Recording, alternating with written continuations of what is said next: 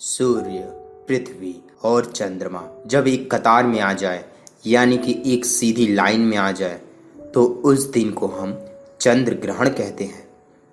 और जब सूर्य, चंद्रमा और पृथ्वी एक कतार में आ जाए यानी कि एक सीधी लाइन में आ जाए तो उसे हम सूर्य ग्रहण कहते हैं।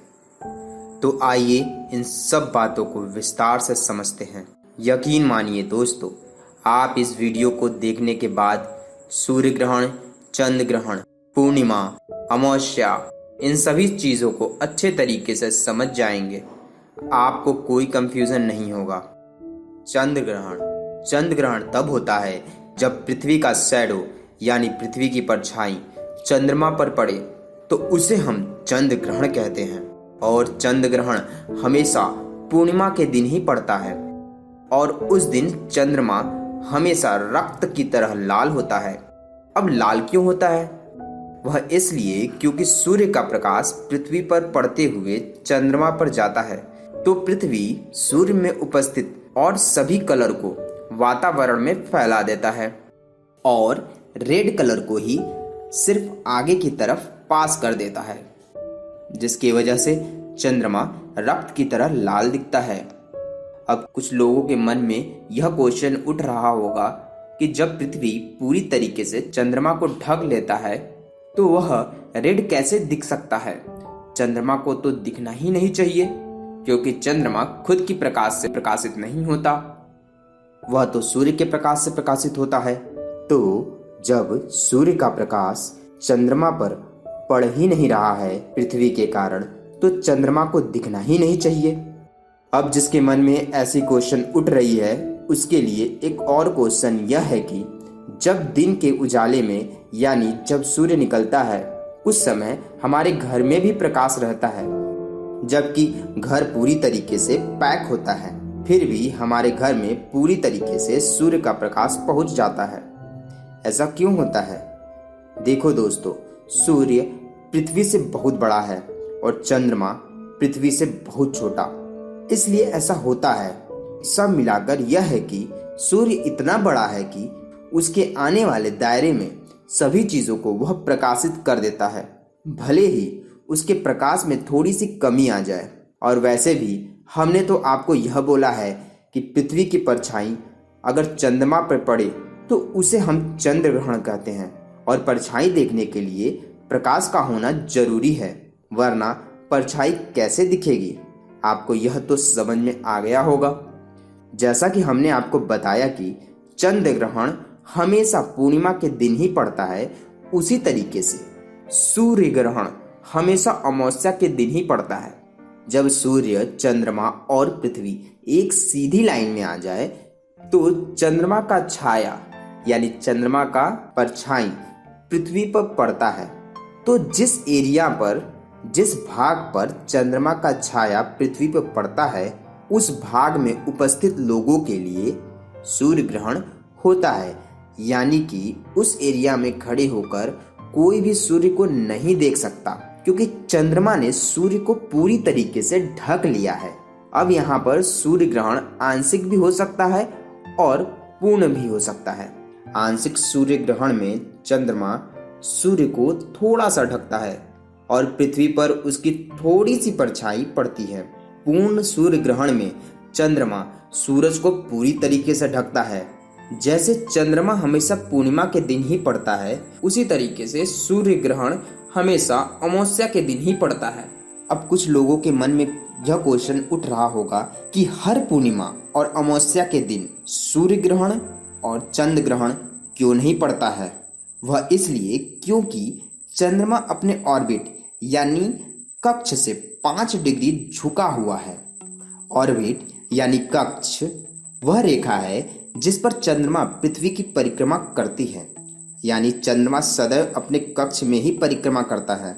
जो यह कक्ष है जिसमें वह परिक्रमा करता है वह पृथ्वी से 5 डिग्री झुका हुआ है, जिसके वजह से हर पूर्णिमा और हर अमावस्या के दिन चंद्र ग्रहण और सूर्य ग्रहण नहीं लगता, बल्कि 5 डिग्री झुके होने के कारण ही हमें अमावस्या और पूर्णिमा देखने को मिलता है। अगर इसका ऑर्बिट सीधा होता तो अमावस्या और पूर्णिमा न होकर सूर्य ग्रहण और चंद्र ग्रहण होता। पूर्णिमा अर्थात जब चांद इस पोजीशन पर हो तो सूर्य का प्रकाश सीधे चांद पर पड़ता है, तो पृथ्वी पे मौजूद इस तरफ के लोगों के लिए उस दिन पूर्णिमा कहलाता है, जो कि यहाँ के लोगों के लिए चांद पूरी तरीके से स्पष्ट रूप से उनको दिख रहा है। इसी तरीके से जब चांद नीचे की तरफ यहाँ पर आ जाता है तो पृथ्वी पर उपस्थित इस भाग के लोगों के लिए वह दिन अमावस्या होता है। अब कुछ लोग के मन में यह क्वेश्चन उठ रहा होगा कि जब चांद अपने कक्ष से 5 डिग्री झुका हुआ है तो फिर ग्रहण कैसे लग सकता है, क्योंकि ग्रहण तभी लगेगा जब यह एक सीधी रेखा में आ जाए। यानी अगर सूर्य ग्रहण लगना है तो सूर्य के बाद चंद्रमा और इसके बाद पृथ्वी होना चाहिए। यह सीधी रेखा में कैसे आ सकता है, जबकि यहाँ पर बताया जा रहा है कि चांद की ऑर्बिट पृथ्वी से 5 डिग्री झुकी हुई है। तो दोस्तों ऐसा इसलिए होता है क्योंकि पृथ्वी भी अपनी ऑर्बिट से 5 डिग्री झुकी हुई है। यानी पृथ्वी जिस धुरी पर, जिस कक्ष पर घूमती है वह कक्ष 6.5 डिग्री झुका हुआ है। लोग पृथ्वी एवं चंद्रमा के कक्ष तल में 5 डिग्री का परस्पर झुकाव मानते हैं। तो पृथ्वी एवं चंद्रमा दोनों घूमते हैं, जिसके वजह से एक समय ऐसा आ जाता है कि यह तीनों एक सीधी रेखा में आ जाती हैं, जिसके वजह से उस दिन चंद्र ग्रहण या सूर्य ग्रहण माना जाता है। आई थिंक आपको यह चीज बहुत अच्छे तरीके से समझ में आ गया होगा।